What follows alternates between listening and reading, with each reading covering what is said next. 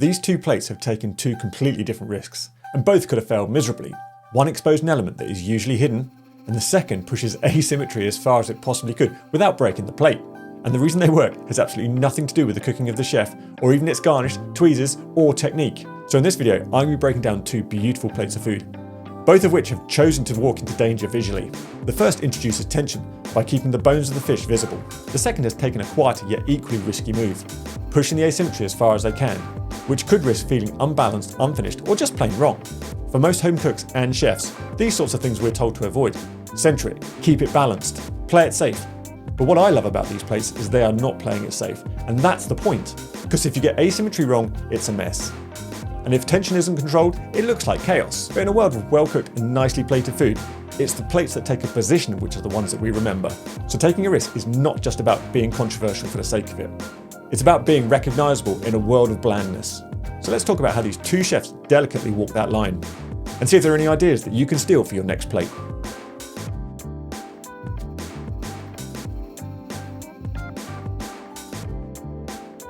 Okay, so the dish I'm doing today is from Yves Mattagne. Please excuse the butchering of that name. It's a flame-cooked blue mackerel with green zebra jalapenos, green shiso ice cream, and coconut.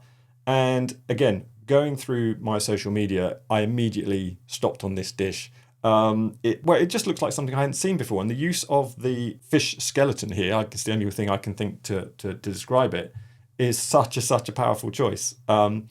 If you've watched any of these videos before, something like tension is a really hard thing, I think, to get into food, but a really strong one. And if you can do it, something like this really works. It's got huge visual interest, I think. I love how it is off-center. Got a beautiful circle of everything here, and then this goes through that circle, dissects the circle, which again is something that your eye probably doesn't want to see, if you see what I mean. It's adding an element of visual interest which kind of breaks the rules, if you see what I mean. I've had some on this channel before whereby it's actually coming through the rim of the plate, which again, I think is really strong, but I'm sure a lot of people would tell you shouldn't do. But I think when you're talking about pushing boundaries and trying to find stuff of real visual interest, it's these sorts of things that can make all the difference. And the last thing I'd say about these bones is that if you remove them, I know it sometimes talk about what we'd remove at the end, but if we removed them, it wouldn't make the dish anywhere near as strong or as powerful, I don't think. Or if the bones were placed kind of more within the centre of it, again, I don't think it would be quite as impactful in terms of the tension that it creates. So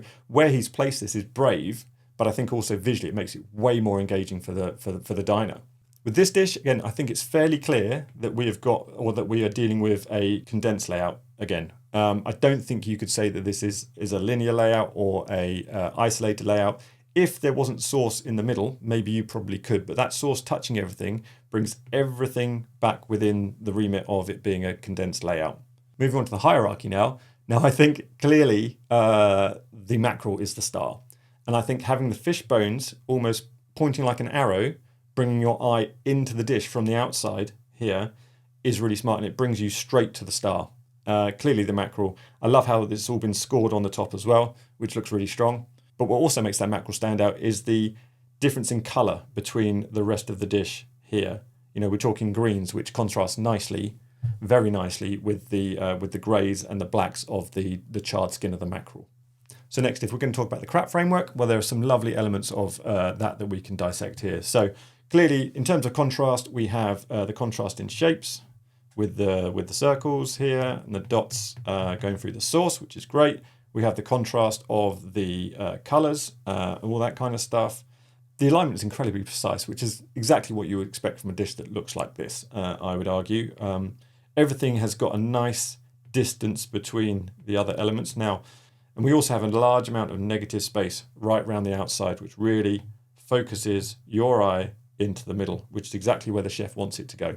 I would also say that he's garnished this very nicely with these little elements here, because they're definitely supportive rather than being distracting or trying to take over from the main event.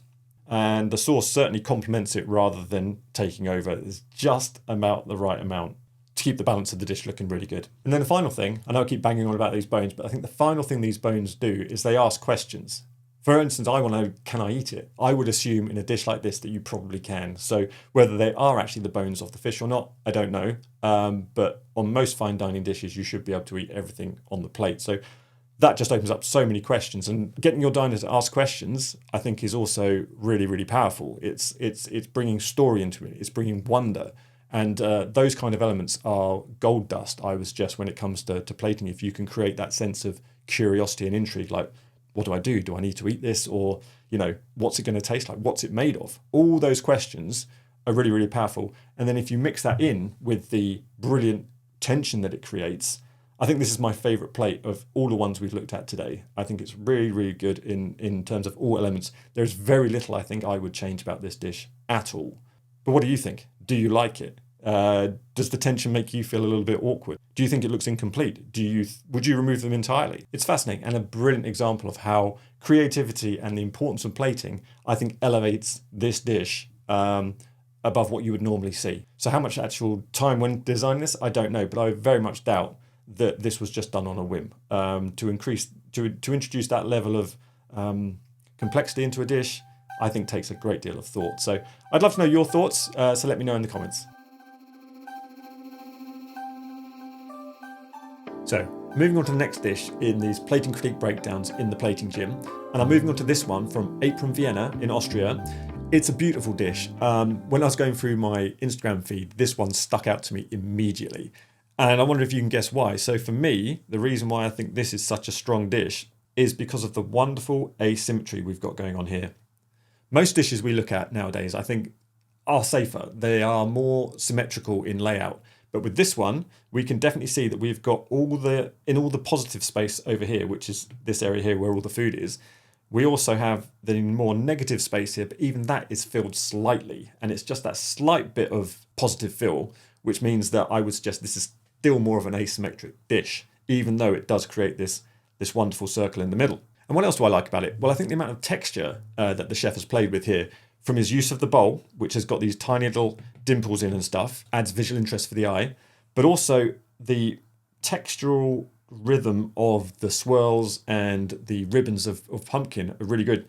Plus, then we add on the really, really lovely garnish that he's added to the top. Lovely texture, but also the precision required to produce this, especially at scale, I imagine is incredibly difficult. So I really like that side of it. And in terms of layout, what layout would you think this is? For me, it's a little bit of a mixture, or it's a little bit tricky to tell, because this traditionally I would say is an isolated layout, because it's all over one side, it's all grouped together.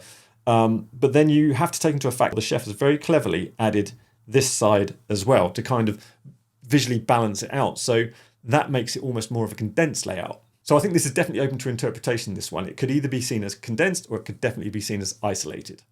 Let me know what you think in the comments below. Now, if you've been on this channel for a while, you might have heard me talk about the CRAP framework, which is contrast, repetition, alignment, and proximity. So if we apply that to this dish, it's a really good way to maybe try and break down what works. Contrast-wise, we've definitely got the contrast in colour because we've got the white and then the orange. We then have the contrast in terms of its asymmetry, which I think is its strongest piece of contrast. Looking at repetition, we've got lots of repetitions in terms of the shapes. So we've got all these little bubbles. We've got the repetition of the shapes here, here, in here. But I think it's where we talk about alignment that, again, this dish shows its precision and it's excellent because we have a very clear line here defining this space from this space. And if it wasn't so beautifully placed together, that definitely wouldn't work. If these spirals kind of came out a little bit more without the clear line, it really wouldn't work. It needs that precision. And then if we look at proximity, the final one, we've got some beautiful garnishes here, which are all in one line because they're tightly packed together. And the proximity of the ribbons, I think works really beautifully as well. Just goes to show the skill of the chef. Now, if there's anything that I would suggest that you could think about to bring into your own dishes in this, it would definitely be that risky asymmetry. As I said at the very start of the video, you definitely wouldn't want to do it for every single dish, but for maybe your signature or one you really want to have a little bit of wow in it, then asymmetry is the way to go. As I feel it just kind of unnerves the diner a little bit. Not in a bad way, but just provides that extra element of maybe tension or intrigue as into like, why have they done this? Why is this all placed over to the side? And I also think another good thing when you're evaluating dishes of other chefs is to maybe think about what would you do differently? Is there anything that you could add, take away to this dish? Are there any design changes you would make to make it more your style? Not necessarily to improve it, to make it more yours.